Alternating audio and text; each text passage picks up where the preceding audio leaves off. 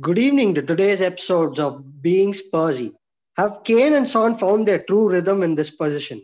Bale still rusty? Complacency causing a lot of shambles in the defense? All this and more on today's episode of Being Spursy. Today with me, I've got Pratik and Palash.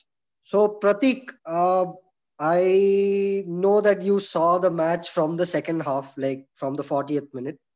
So what is your views on it? So I mean, on especially Bale's introduction in the second half and how it turned out. Yeah, you're right, Prithvi. I saw the game from the 40th minute. I missed the early goals and probably the best part of the game for us. And yeah, Bale was introduced, I think, midway in the second half, and of course, I expected him to come on. Just only the timing was what was not known to us. We all expected him to come at some point, and he was decent. I mean, when I look back at him and compare it like those memorable years from the back, it looks obvious that he's lost a yard of space, not a lot, maybe down from like 100% to maybe 80, 70, and it's still very good. It's not like terrible. And yeah, he had one good chance, and of course he's not running as much as like maybe earlier. I saw him more like not doing a lot of defensive work, and he had Yeah. one great chance with him and Kane, and it was very surprising to see him miss. Maybe he's rusty, maybe he doesn't have the match practice, maybe I don't know what's wrong, but yeah, that was one very solid chance, could have easily sealed the game for us. Hmm. But yeah, that's what fate is. So, I mean, I was just remembering the West Ham game which he won for us, long back with a long range screamer with the Tom Carroll assist. I was Yeah. like, this karma biting us back, because this was bloody Lanzini scoring a long screamer Screamer. Yeah. and getting a fucking draw. So, and with Bale's reunion, of course. So I was like, okay, this is somehow karma coming back and biting us in the ass. That's what it looked like to me. Yeah. I mean, especially since I saw the entire match, and I mean in the first half we were dominating. Like we were dominating possession. We were dominating the shots at goal. It was all because of Kane and Son most of the time. I saw that Harry Kane in particular was running through and through the pitch wherever possible. And despite all those efforts, when the second half just came crashing down on us, that was like, oh my god. I mean, we should have really done better in the second half, but complacency creeps in at the wrong time for us, and this was the particular time where it crept into us and we just let it be. We didn't really pursue more at that point of time. So I guess that is something we have to change in our team. What do you think, Palash? I agree completely. I mean, when you're 3-0 up and 80 minutes are up on the clock, especially if you're fighting for a top four spot and you've made the Champions League finals 2 seasons ago, you're expected to see the game through against a team like West Ham, which struggles to hang in the middle of the pack in the Premier League.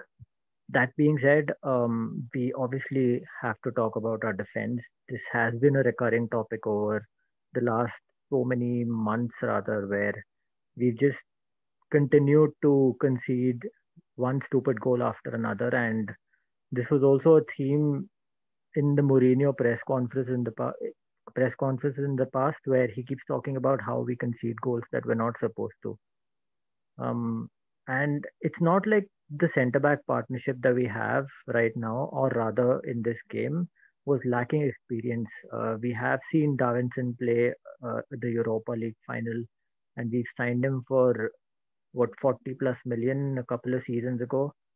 Yeah. So you would expect someone like that coming in with a fairly big reputation, being linked with huge clubs, choosing us over multiple other options that he had to grow into a rock at the back. And honestly, his his development has been hindered. I don't know why. Maybe because of multiple managerial changes or him not being able to suit the entire environment in England.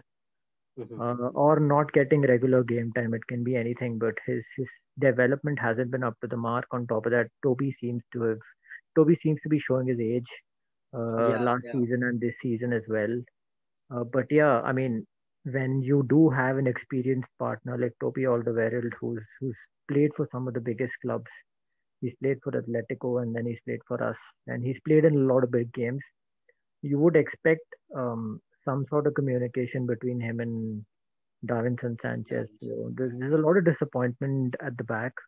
Um, but yeah, this is something we've been talking about over and over and over again. And I hope today's game is a wake up call, because conceding 3 goals in 10 minutes to a team that struggles to even finish in the middle of the table is it's a huge it's a huge red flag. And you can't really rely on offense to win your games, because a lot of people have said across sports, not just in football, that offense might win you games, but defense wins you championships. And the top four is no less than a championship, especially in a competitive environment like the English Premier League. Yeah, yeah.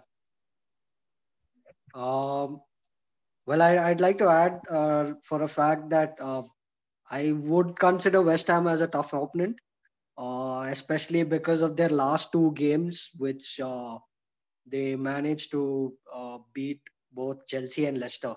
So, I mean, considering that uh, and looking at the first half performance, I kind of felt that we were through. Like, uh, everything was done. Like, we didn't really need to worry further. And I guess that's what, you know, placed all the Spurs players, what do you say, at the back foot, if you know what I mean. Like, they could have played much better, but I think the only few players, like I think around 2 to 3 players, like Hoybier, Kane, and Son, they were playing at their best. But the rest of them, like, kind of like, fizzled off uh, to their back foot. So I mean, do you think that the fact that they beat Leicester and Chelsea, does that make any difference in this kind of situation,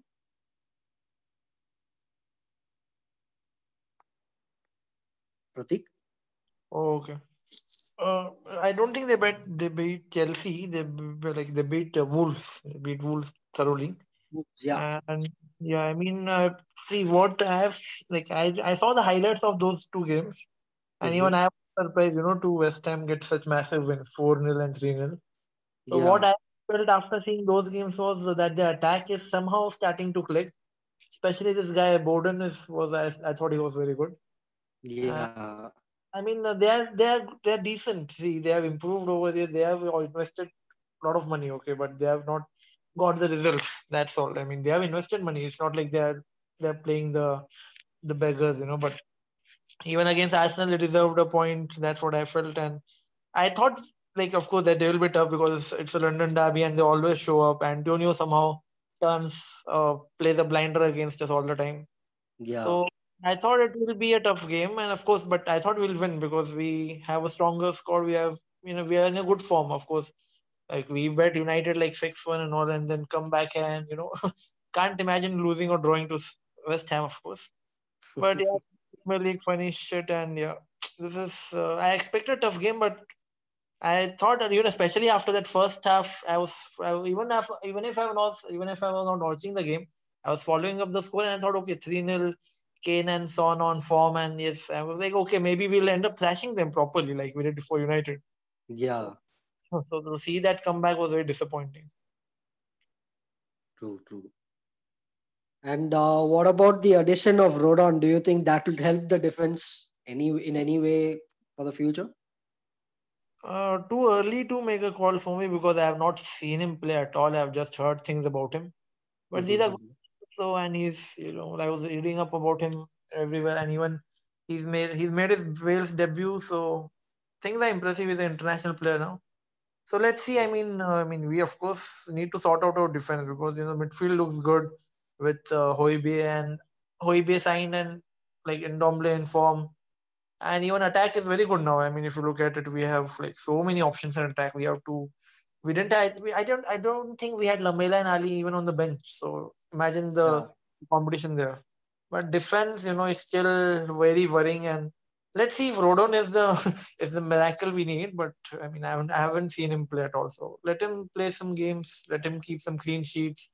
Show the defensive variety which we need. Clean sheets and all, and then we can make a judgment. But too early to make a call. Yeah, that's true. Palash, what do you think about Harry Kane's work rate? Has it been improving since last season? I think he's shown significant improvement over the last season, season and a half. But you also have to keep in mind that he has had a couple of down years with injuries and all of that. So it seems to me that he's been getting back into his old groove again. That being said, he's also more eager to get to the ball further away from the box. That is something we've seen him do repeatedly this season. And he's obviously got a great eye for the pass, and his passing has been very very good this season. I think he's the league leader in assists as well, and he got Yeah, yeah. another one today. So I think it's really good that Mourinho has managed to use him the way he has. The first person, believe it or not, who spoke about Harry Kane's eye for a pass was Roy Hodgson, and he used him in set Yeah, yeah. pieces simply because he has a good delivery. So his That's his true. performance, keeping everything else aside, has been he's probably been the best player in the Premier League for me at least this season. Considering his overall performance on the offensive side of the field. I also heard about him tracking back and doing a lot of good things today during the game, um, which is good. I mean, especially in a Mourinho team, everybody is expected to track back, and the fact that our centre forward is managing to do that is a good sign. It is positive. But that being said, job, his his primary job is to get goals and create chances, which he's been doing very well.